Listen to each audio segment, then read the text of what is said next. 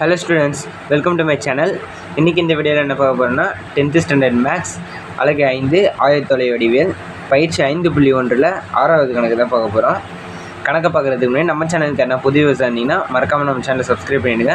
அப்போ தான் நம்ம சேனலில் அப்லோட் ஆகிற புது வீடியோஸ்லாம் உங்களுக்கு நோட்டிஃபை ஆகும். ஸோ இப்போ வாங்க என்ன கேட்டிருக்காங்க பார்க்கலாம். கொஸ்டின் பாருங்கள். -4, -2 -3, k 3, -2 மற்றும் 2, 3 ஆகியவற்றை முனைகளாக கொண்ட நாற்கரத்தின் பரப்பு 28 சதுர அலகுகள் எனில் கேயின் மதிப்பு காணுன்னு கேட்குறேன். இப்போ பாருங்கள், நம்மளுக்கு 4 பாயிண்ட்ஸ் கொடுத்துருக்காங்க. இந்த 4 புள்ளிகளை முனைகளாக கொண்ட நாற்கரம்னு அவங்களே கொடுத்துட்டாங்க. முக்கோணமாக நாற்கரம் கண்டுபிடிக்க வேண்டியது நாற்கரம்னு அவங்களே கொடுத்துட்டாங்க. அதோட பரப்பு என்னென்னா கொடுத்துட்டாங்க. அதோட பரப்பு 28 சதுர அலகுகள்னு கொடுத்துருக்காங்க. அப்போது கேவோட மதிப்பு கேட்குறாங்க. இங்கே பாருங்கள், எல்லா இடத்துலையும் நம்பர்ஸ் இருக்குது, இங்கே மட்டும் கேன்னு கொடுத்துருக்காங்க. ஸோ அந்த கேவோட மதிப்பு தான் நம்மளை வந்து கண்டுபிடிக்க சொல்கிறாங்க. இது ஒரு இம்பார்ட்டண்டான 5 மார்க். இது கண்டிப்பாக அடிக்கடி எக்ஸாமில் வரும். ஸோ இந்த 5 மார்க்கை நல்லா பார்த்துங்க. சரி வாங்க நம்ம எப்படி போகிறதுன்னு பார்க்கலாம். முதல்ல இங்கே கொடுத்துருக்க அந்த 4 புள்ளிங்க நம்ம எடுத்து எழுதிக்கலாம். ஓகேங்களா. -4, -2 -3, k 3, -2 கடைசியாக 2, 3 எழுதிட்டோமா. இப்போ என்ன பண்ண போகிறோன்னா, இந்த 4 புள்ளிக்கும் நம்ம x1 y1 x2 y2 x3 y3 x4 y4 ஓகேவா. இந்த 4 புள்ளிங்க நம்ம இந்த மாதிரி பேர் வச்சுட்டோம். பட் இந்த மாதிரி எக்ஸாமில் நீங்கள் போடக்கூடாது, மார்க் மைனஸ் பண்ணுவாங்க. நீங்களாம் மைண்டில் கால்குலேட் பண்ணிங்க, இல்லை பென்சிலில் சும்மா மேலே லைட்டாக போட்டு அப்புறம் ஆயிடுச்சு.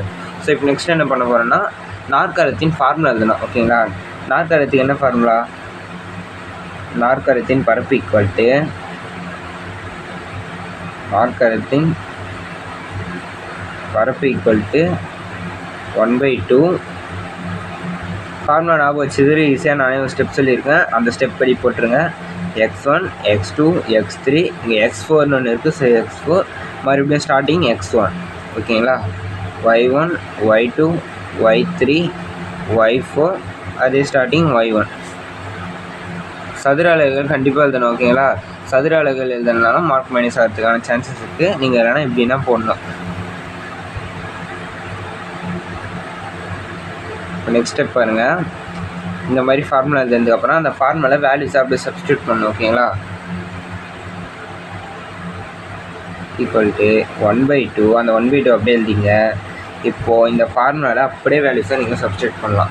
ஓகேங்களா. ஃபஸ்ட்டு x1 இருக்கா. ஸோ x1ஓட வேல்யூ -4.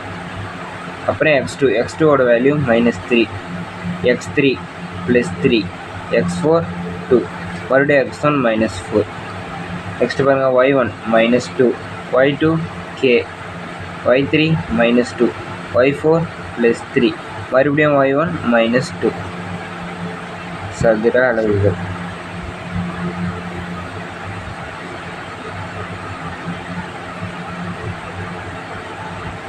போட்டோமா. இந்த இடத்துல என்ன பண்ணால் நீங்கள் சதுர அலகுகள்னு போடக்கூடாது. சதுர அலகுகள் வந்து கொடுக்காமல் இருந்தால் தான் நீங்கள் அதை போடணும்.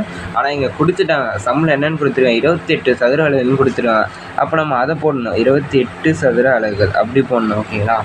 கொடுக்கலனா தான் வெறும் சதுர அலகு போடணும். எத்தனைன்னு அவங்களே கொடுத்துட்டாங்க சம்மில். ஸோ நம்ம 28 சதுர அலகுன்னு போடணும். இப்போ நெக்ஸ்ட் ஸ்டெப் பாருங்கள். இது அப்படியே இப்போ 1/2 அப்படியே வச்சுங்க. இதை அப்படியே மல்டிப்ளை பண்ணுங்கள். -4 × k எவ்வளோ? -4k. மைனஸ் இன்ட்டு மைனஸ் ப்ளஸ்ஸா. 3 2s are 6 ப்ளஸ் ரெண்டுமே. So +3 3s are 9. ஓகேங்களா. நெக்ஸ்ட் ஸ்டெப் பாருங்கள். Plus into minus 2 2s are 4 போட்டோமா. ஃபார்முலாவில் ஃபஸ்ட்டு இந்த ஸ்டெப் நம்ம முடிச்சிட்டோம். நெக்ஸ்ட்டு இந்த சைடு வரும்போது மைனஸ் வரணும். ஸோ மைனஸ் போட்டாச்சு. Minus into minus +2 3s are 6 k × 3 3k minus into plus -2 2s are 4 plus into minus 3 4s are 12 போட்டோமா. நெக்ஸ்ட்டு பாருங்கள். இப்போ நம்ம என்ன பண்ணலாம்னா, இந்த -4k அப்படியே வச்சுக்கலாம். -4k இங்கே 28 சதுர அலகு போட மறந்துடாதீங்க. 28 சதுர அலகு நம்ம போடணும். ஓகேங்களா. -4k அப்படியே வச்சிட்டோமா. இப்போ 6 9 எவ்வளோ? 15. 15 - 4 எவ்வளோ? 11. என்ன 11? +11. ஓகேங்களா. +11. இப்போ இங்கே ஒரு மைனஸ் இருக்கா. So minus. நெக்ஸ்ட் பாருங்கள், இந்த 3k நம்ம அப்படியே வச்சுக்கலாம். ப்ராக்கெட் உள்ளே இருக்க இந்த 3k அப்படியே வச்சுக்கலாம். இப்போ நெக்ஸ்ட்டு பாருங்கள், இந்த +6 ஒரு ஸ்டெப் வந்தாலும் பரவாயில்ல, +6 போட்டுக்கலாம். இப்போ பாருங்கள் -4 -12 ரெண்டுமே ஒரே குறி. அப்போ நம்ம என்ன பண்ணோம், கூட்டுவோமா? அப்போ என்ன வரும், -16 போட்டோமா ஈக்குவல் டு 28. ஓகேங்களா?